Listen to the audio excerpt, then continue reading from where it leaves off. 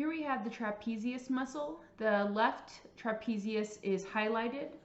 We are going to have an origin at the occipital bone and thoracic vertebra, and it's going to insert along the clavicle and the scapula, specifically the spine and acromonial process. Here we have extension and hyperextension of the neck with the trapezius muscle.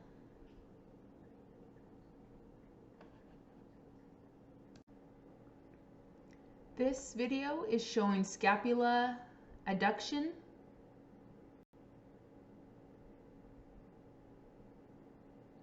Right here.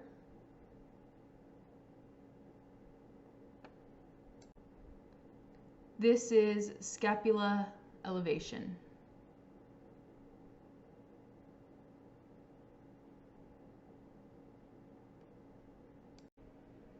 Our next muscle we're going to look at is the levator scapulae, and in order to see this muscle we're going to have to remove some of the trapezius. So I'm going to hide the trapezius muscle,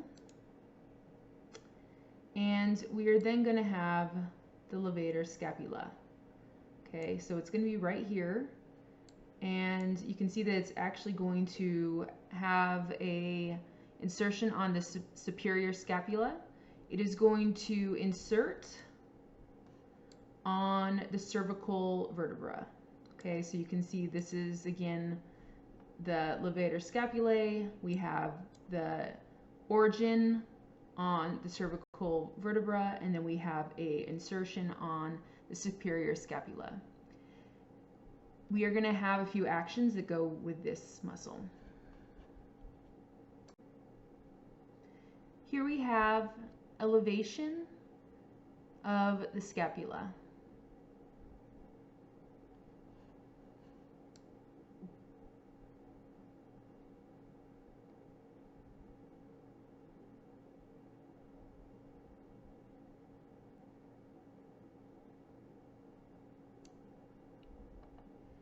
As you can see, the trapezius is on top of this. It's going to be kind of superficial to the levator scapulae.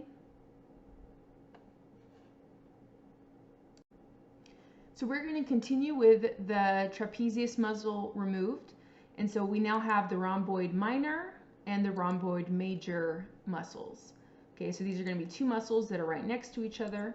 They are going to originate on the vertebra, and they're going to insert on the scapula, specifically the medial border.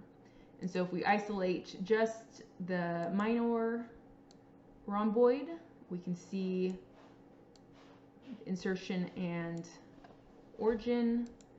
And then if we have the rhomboid major, we can see the insertion and origin.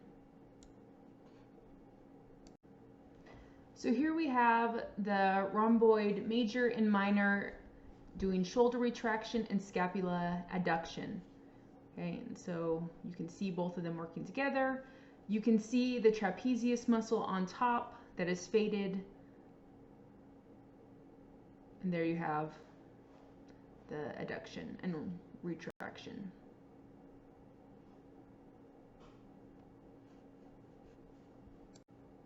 We're now going to look at the pectoralis minor.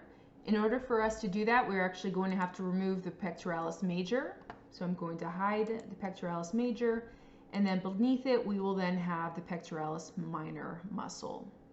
This is going to originate on the ribs and is going to insert on the scapula. Okay. So here we have the pectoralis minor, and it is pulling the scapula downward. So this is going to be shoulder depression. You're going to notice you can see it working beneath the pectoralis major.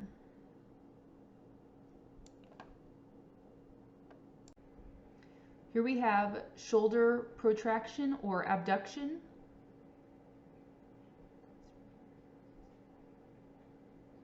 So you're pulling the scapula kind of away from the midline.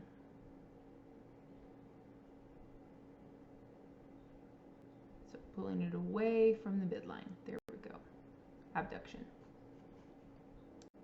So we're now going to look at the serratus anterior. In order to do that, we're going to have to remove both the pectoralis major muscle, and we're also going to remove the external abdominal oblique. And if we go kind of towards the side, we can then start to see the serratus anterior. So I'm going to remove kind of all of it and just show the muscle. So it gets the name, the serratus, if you think about like a serrated knife where you have these kind of little serrations on it. We're going to have the origins on the rib, so you can see the origins right here, and then they're actually going to kind of insert on the scapula, okay? And let's look at it again with the whole body, so you can see it right there.